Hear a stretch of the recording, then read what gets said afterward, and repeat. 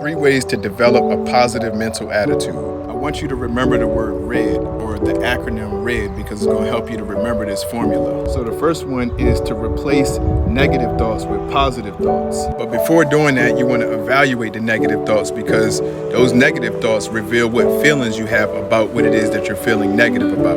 Then replace it with a positive thought that you would rather have about it instead.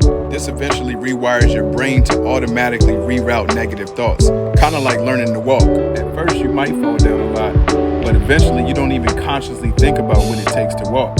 Number 2 is to establish an ongoing list of things that make you feel good and reference it as often as possible, especially when you first wake up and right before you go to sleep. This will keep you in a high-level emotional state, even subconsciously, which is one of the keys to manifesting the life that you desire. Number 3 is to develop your passions. The thing or things that you are good at and passionate about make you feel good about yourself when you're doing them. So the better that you get at doing those things, the better you're going to feel about yourself.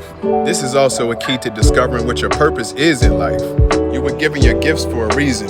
So let's recap real quick. The 3 things that will help you develop a positive mental attitude are RED, the word RED, or the acronym RED. Replace negative thoughts with positive thoughts, establish an ongoing list of things that make you feel good and reference it often, and develop your passions. So whenever you feel yourself being negative or feeling negative, think about the word RED. You know, a lot of times the word RED is associated when somebody is mad. So think about that word RED and think about the acronym replace, establish, and develop.